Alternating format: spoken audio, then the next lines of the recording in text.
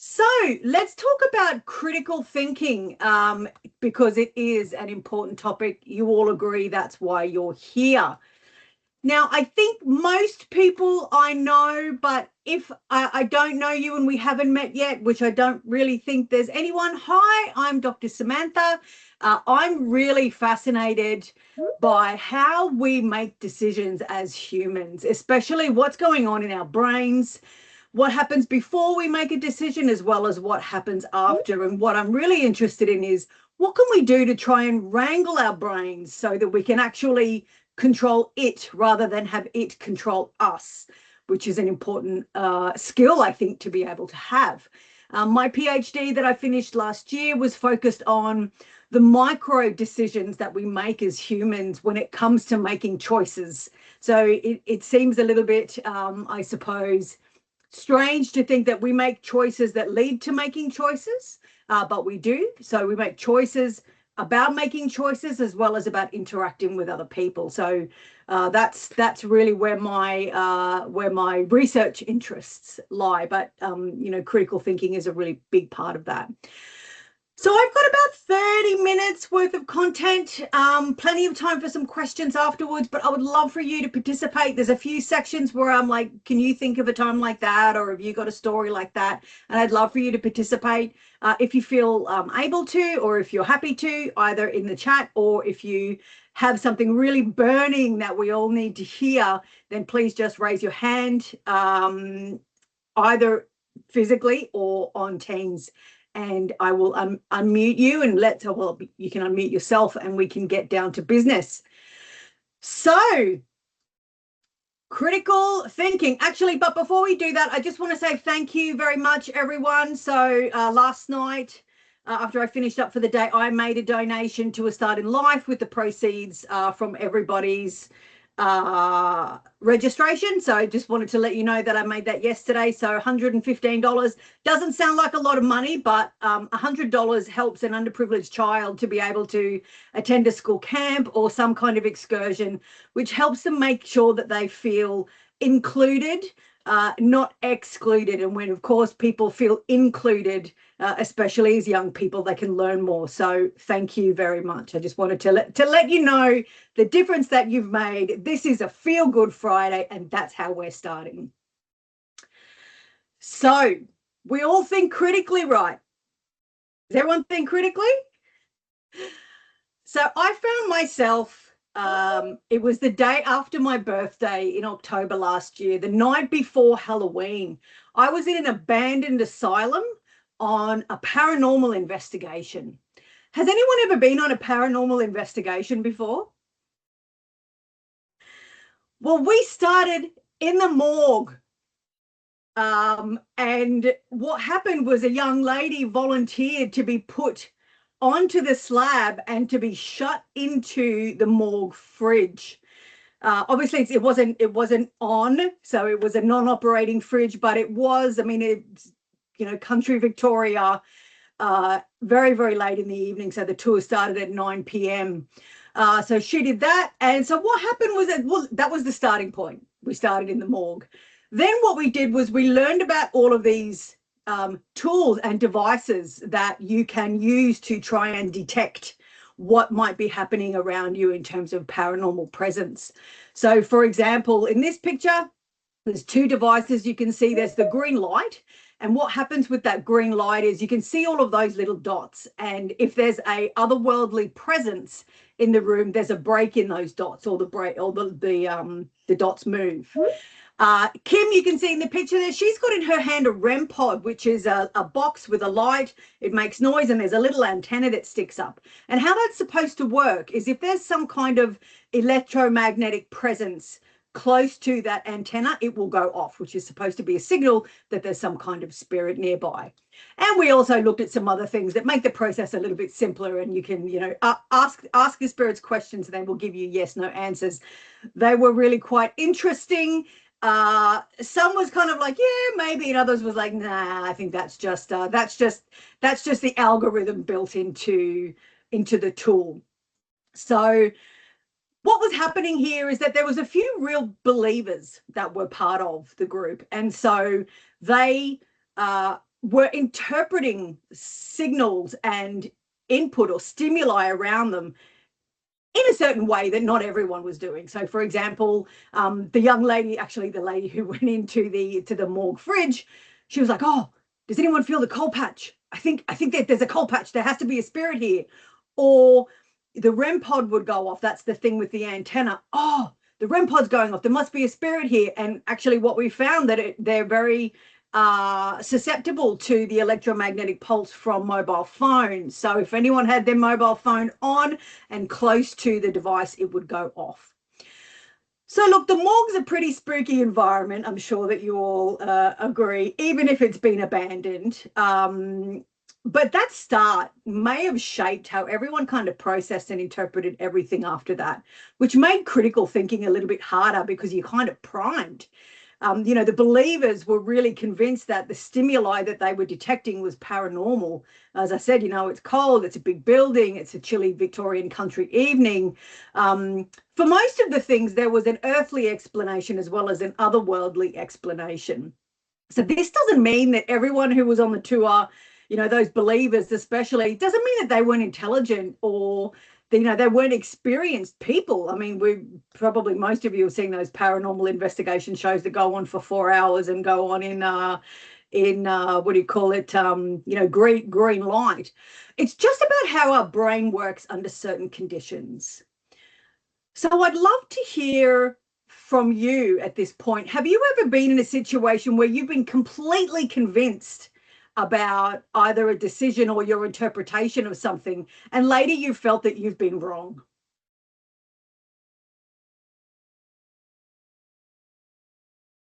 So please jump in the chat, or if you want, unmute yourself. It doesn't have to be about a paranormal investigation. It doesn't have to be about, something work related. It can be something outside of work where you've interpreted the stimuli or the input, the information around you in a way that didn't quite turn out to be right.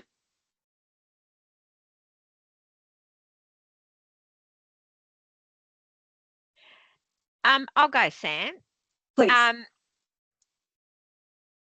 lot of my team have to make very critical decisions about clients and whether we, do what we do off the back of that.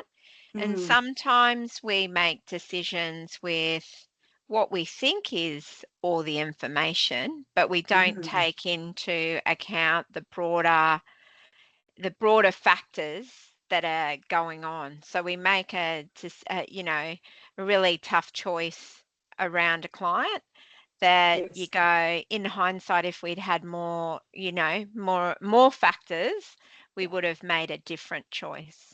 Yeah, really, really great example. And I think that having those extra factors is something it's something that you have to be intentional about doing. Yeah, great.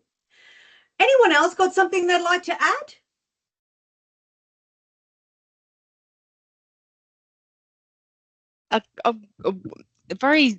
It's not work related at all. It's just something that I've noticed, something that keeps coming up in my Instagram feed, and it's something where it's a woman who's got a dog that's got all the different pads that have got different words. Yes. And she's coming up with all these assumptions about what the dog's saying, and it's to me, I just think, no, I'm sorry, I just can't see where it's coming from. But so many of the comments are like, "Oh wow, that's amazing, your dog's so clever," and I'm thinking, the dog's just pressing buttons, it doesn't know what it's saying. Anyway, it's slightly different. No, look, I think it is relevant because that's how we're interpreting, the input that's coming in. And I think I've seen similar ones with cats. I mean, cats are just little bastards and they like to create havoc and press buttons. So, does it mean that they're actually trying to communicate a specific message? Maybe, but yeah. How do we get more critical about bounded rationality decisions? And excellent questions, Paul. So you're asking questions while I'm still setting everything up. So we'll come back to that one. All right. So what is critical thinking? I think that's a really great place to start. Like how do you define what critical thinking is? So I think that one misconception is that critical thinking just is about overanalyzing and just continuing to analyze or second guessing what it is that you're initially thinking or doing more thinking.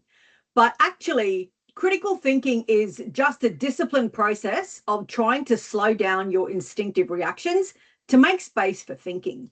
So it's about creating space between where the input is and where our decision point is, pushing a little bit of space between them and having some time to think, some time to notice when maybe our biases or emotions or habits are shaping our choices.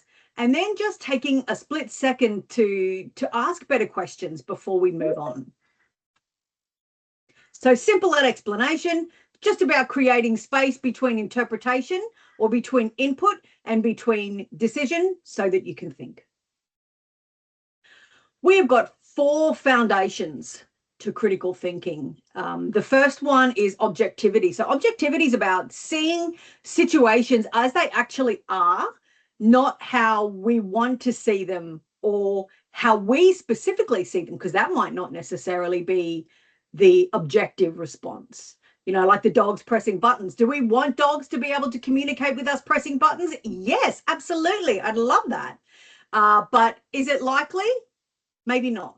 So objectivity is, again, about separating facts from interpretations and looking for multiple perspectives before we lock into one view.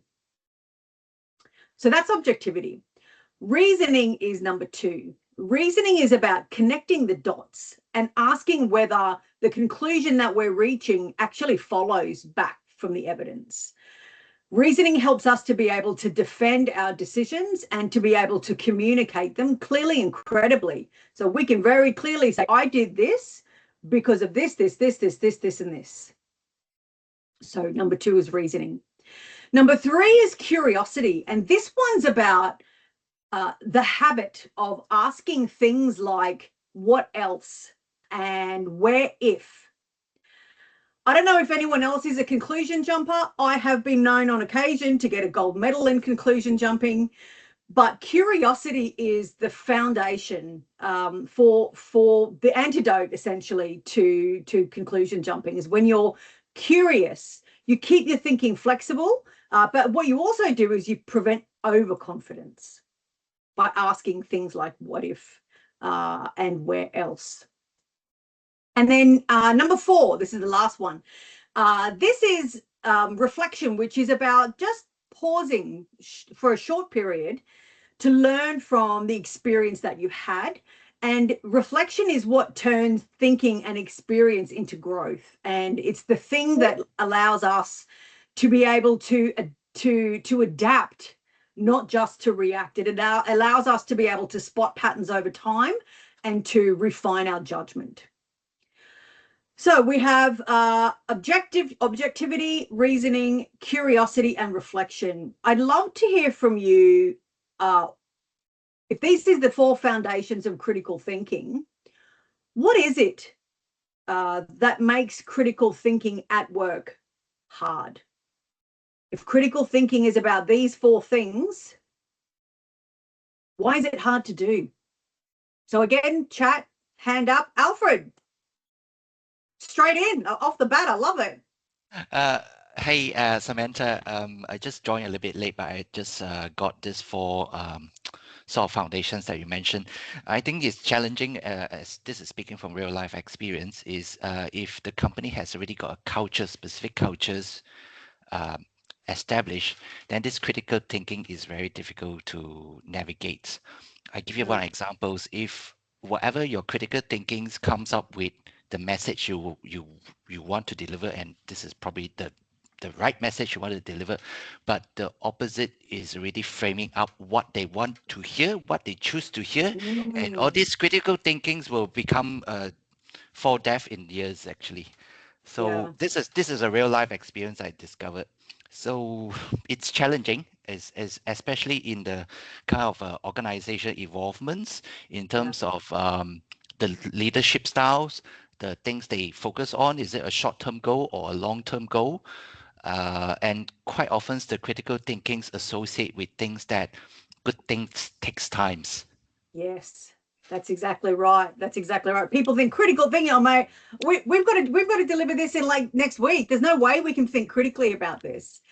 In the chat, we've got time pressures. Totally agree with that one. Brian from Rachel, time, competing priorities, pressure from either your client or from above to get certain outcomes. Getting the right facts at speed is a challenge sometimes. Yes, I totally agree, Karen, as do a couple of other people who have said 100%.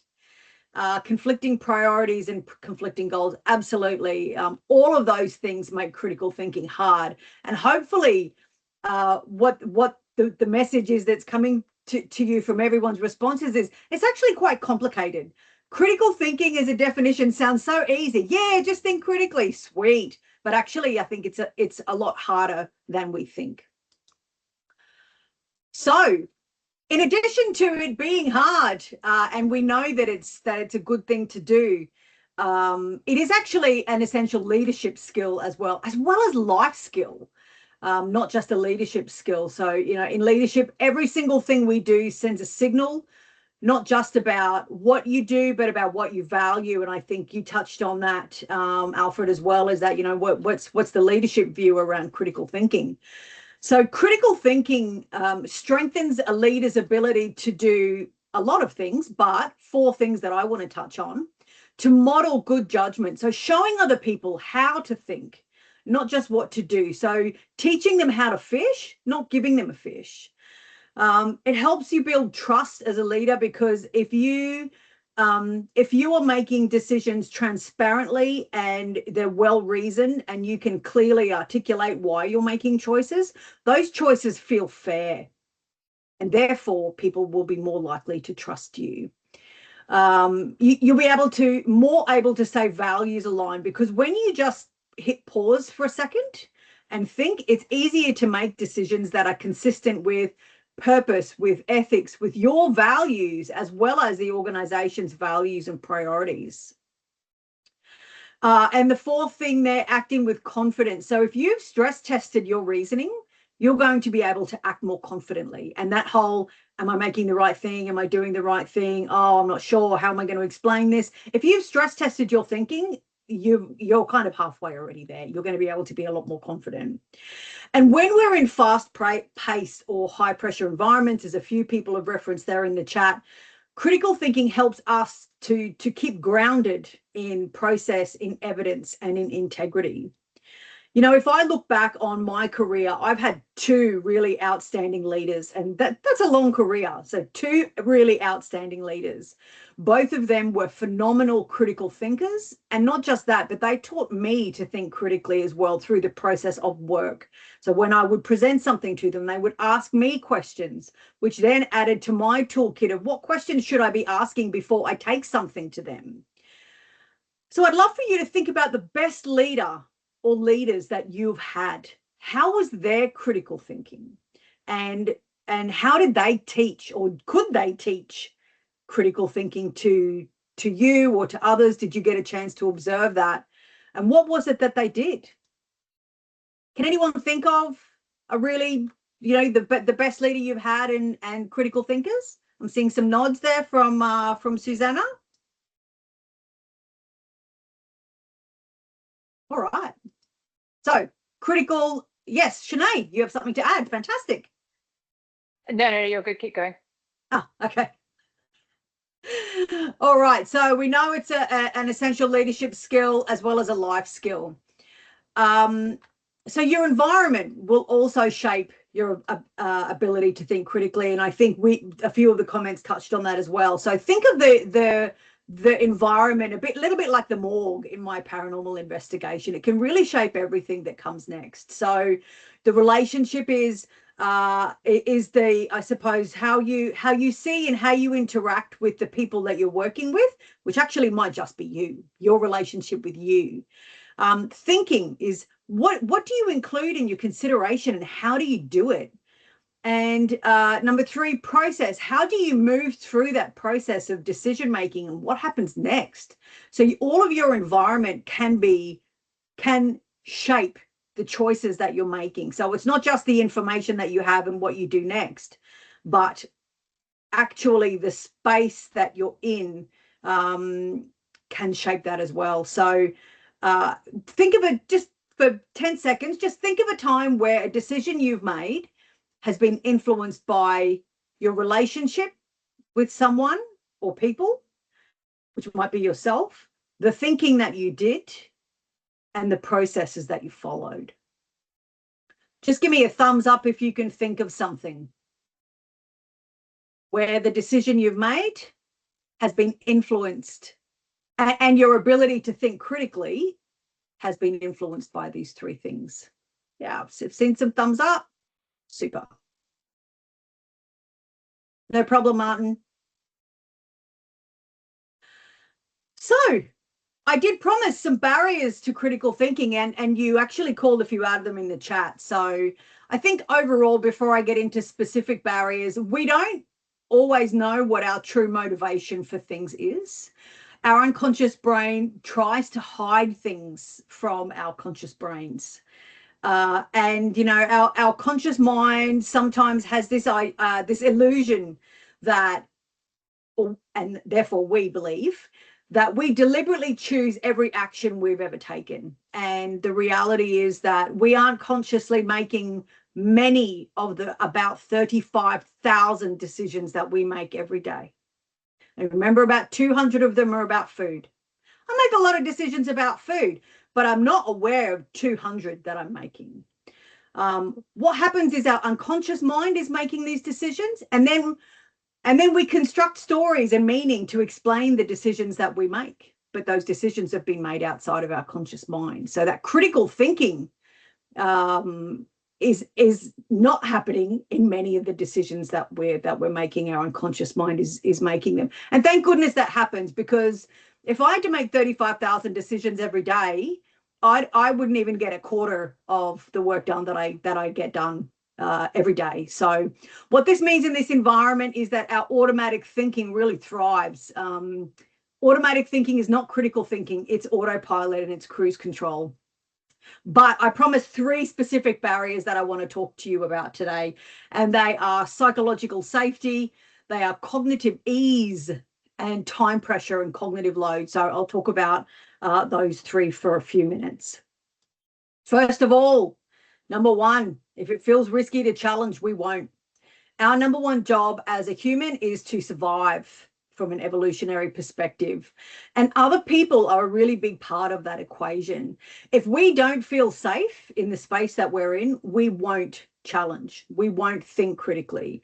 If, let's say, interpersonal dynamics are negative, we're not going to introduce any kind of points that might be a critical challenge. If we feel like our reputation, our image, our access to resources, our livelihood, or our personal safety might be at stake, we're going to stay quiet, and we're not even going to have the mental space to give to critical thinking.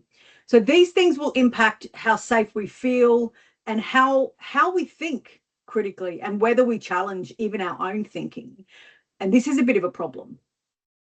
So as human beings, we've evolved to detect threat in about 100 milliseconds.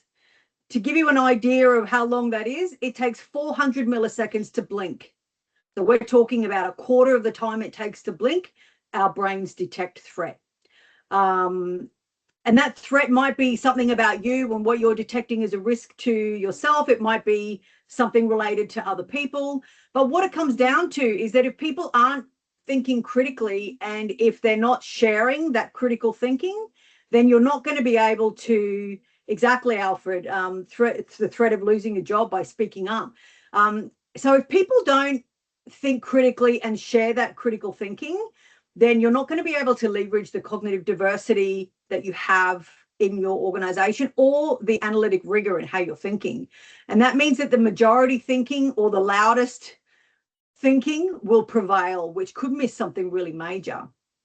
And And this, again, can happen for us. So if our threat response goes off, if we don't feel safe, then our fight, flight, freeze reaction will kick in, and we're not going to critique our own thinking. And that means that our habits and our automatic ways of thinking will be what happens. We'll craft a meaning, we'll respond based on that meaning that we've created, and we'll act in line with the meaning that we've created. So that's number one, barrier. If it feels risky to challenge, we won't.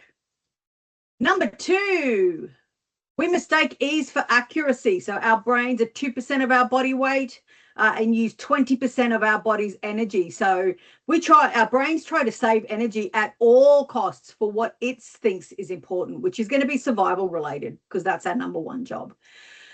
So what that means is that once our brain is locked onto an answer, the first answer, we go tick, answer, next. I don't want to spend any more effort on this because I've got something else to do. I've got to survive. And if you've done any research into cognitive biases, we've got almost 200 documented cognitive biases as humans, and they shape how we perceive and how we interpret everything around us. One of those is called the availability bias, and that is if something comes to our mind easily, then we tend to assume that it's more right, it's more accurate. It might be because, is it more recent? Is it more vivid? Is it more, emotionally charged? But the first thing we think of, we generally think is right. Now, to help you be able to interpret whether that's the case, how many times have you been to trivia or played Trivial Pursuit with the family and gone, I know this one, this is the answer, and then you find out that it's wrong? You're so sure. Has anyone done that? I do it all the time.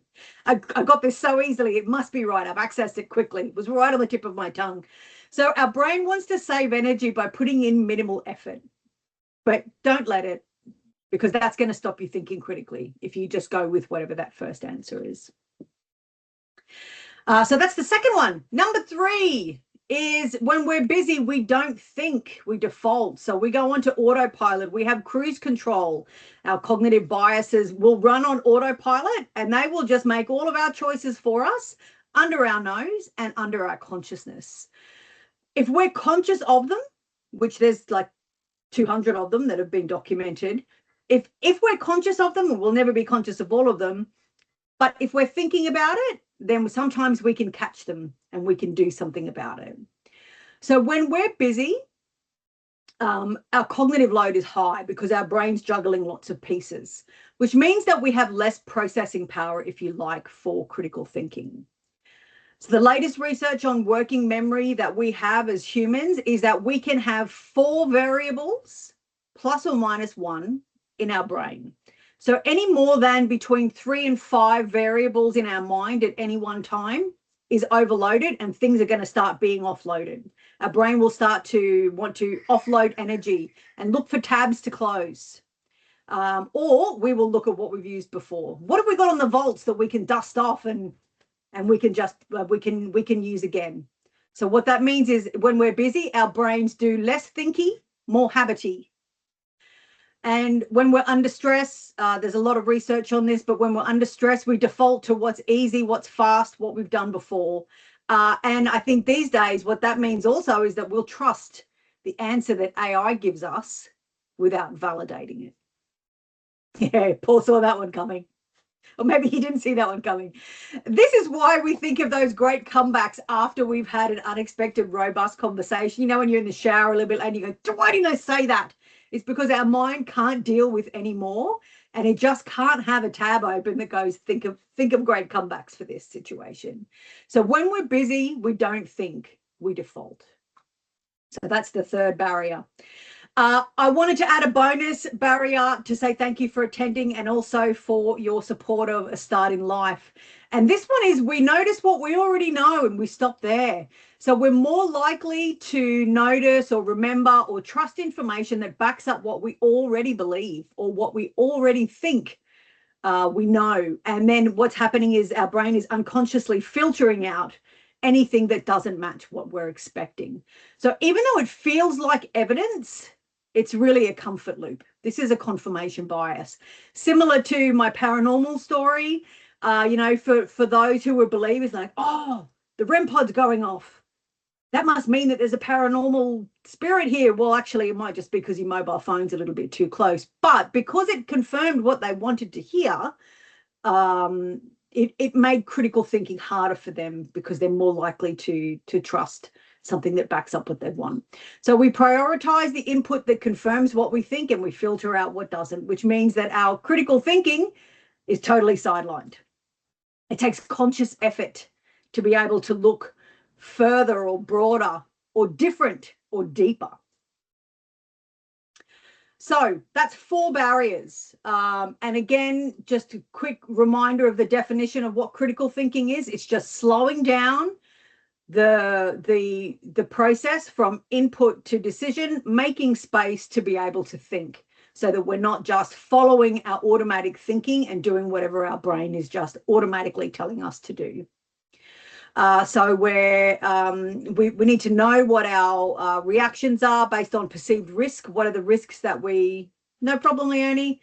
Clocking our brain's over reliance on the first answer, watching for autopilot, and also making sure that we're taking intentional steps to question things, even when it backs up what we know.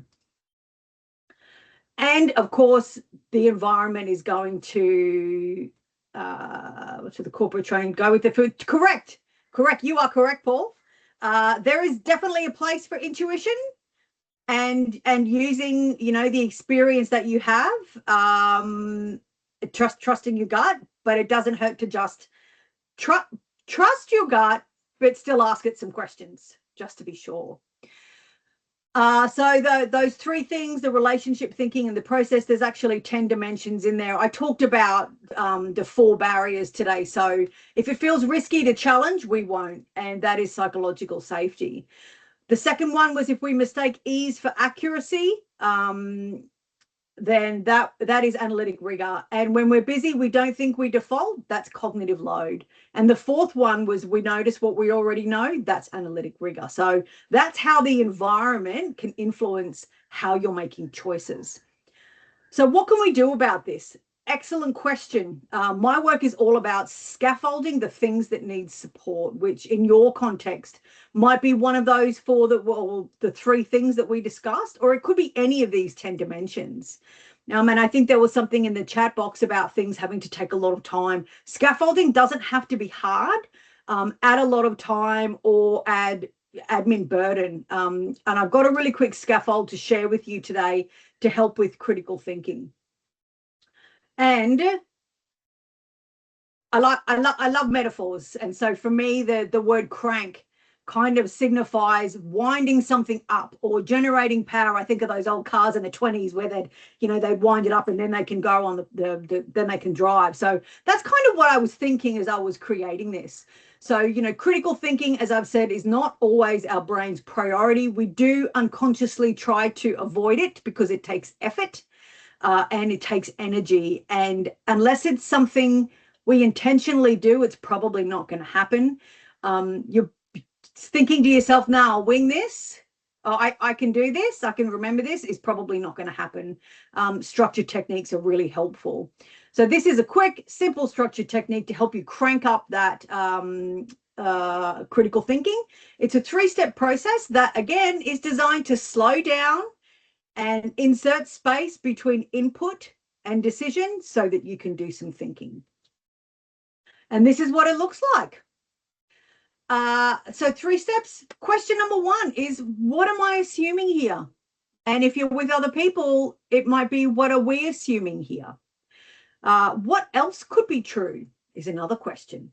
And then the 3rd question is, what would change my mind? And again, if you're working with others, what would change our mind? You can just go through these silently in your mind, or if you're in a group of people, you can actually ask the questions as part of the discussion.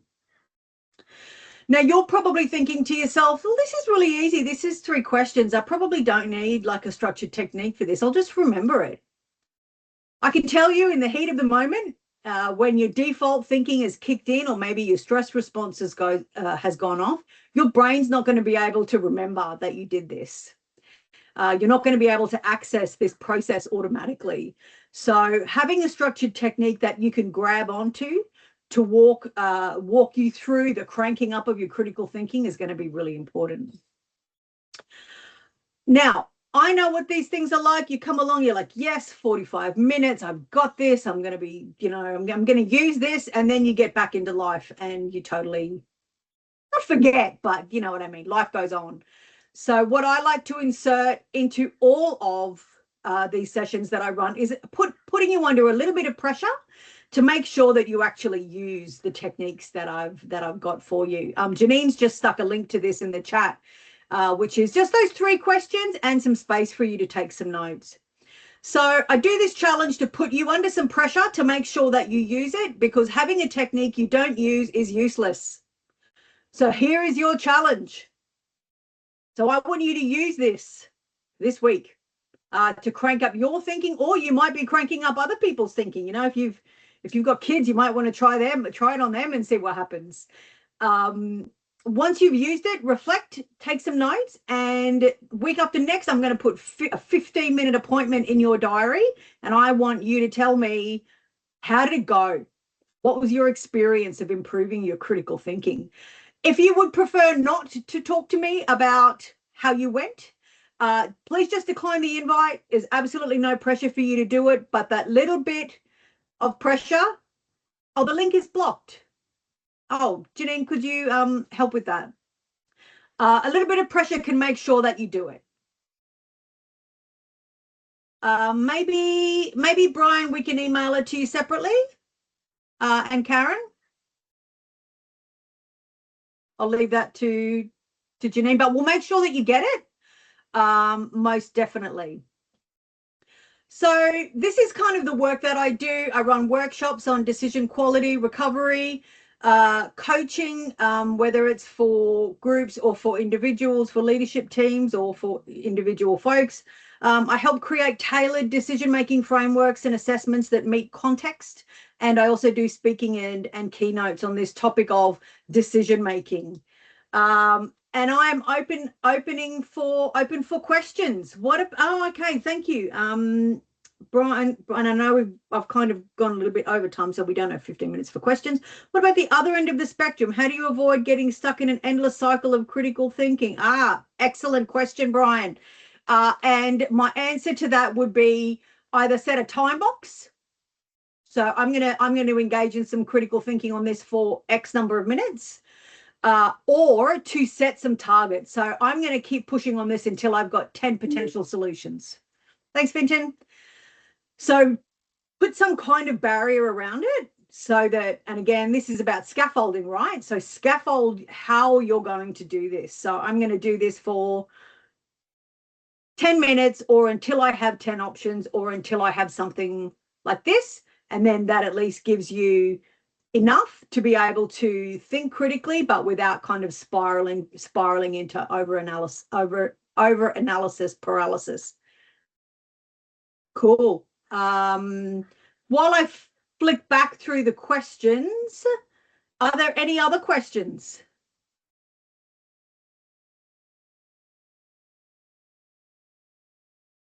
Maybe not a question, but a thought, your thoughts or opinion.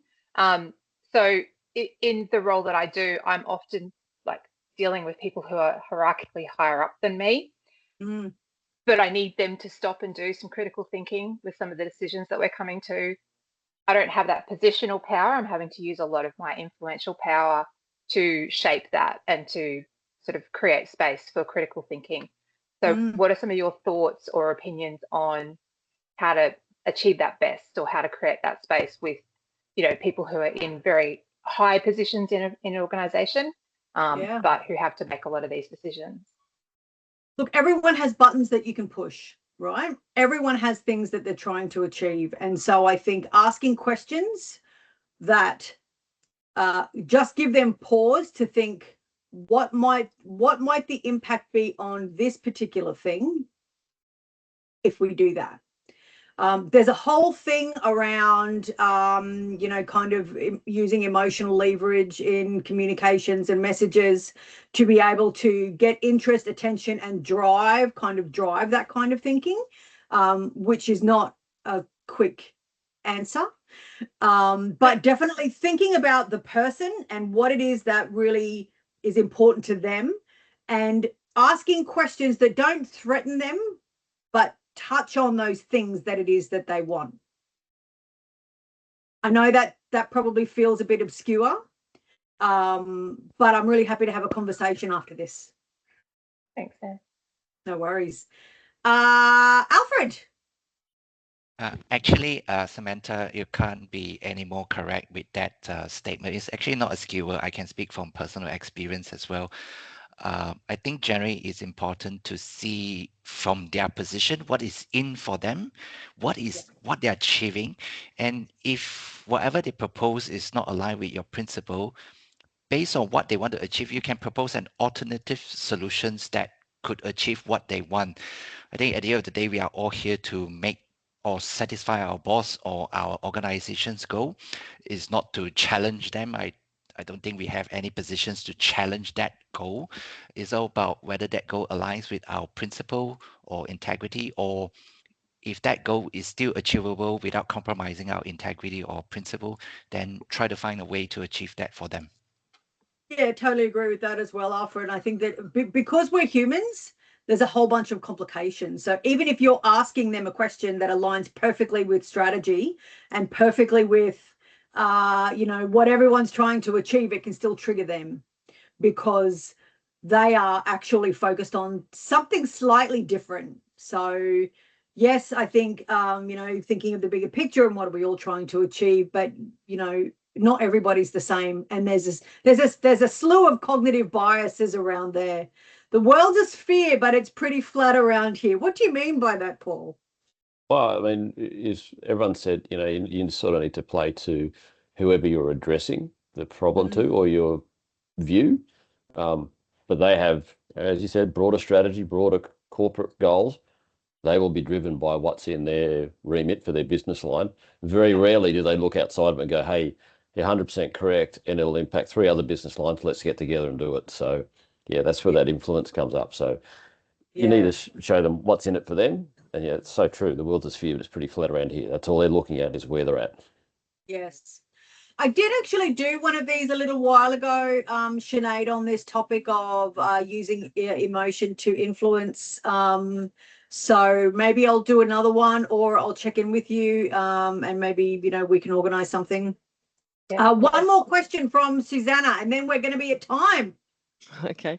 It's just, I suppose it's very personal, but I'm sure other people might have a similar experience.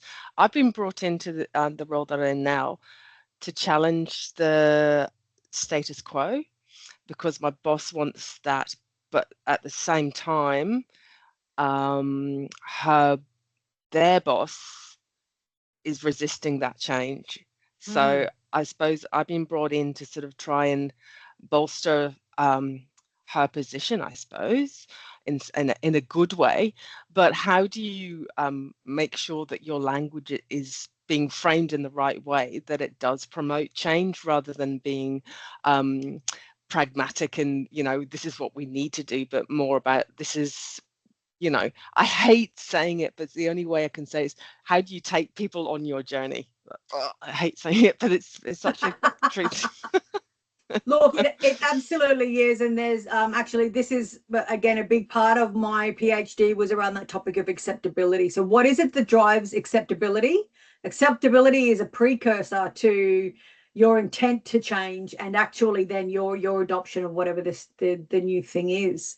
So trying to frame and plan your messaging and your work around how can I do this in a way that's going to maximize the likelihood that someone's going to perceive it as acceptable, which is a very different question to using logic, because, and my research backed this up as well, logic don't work.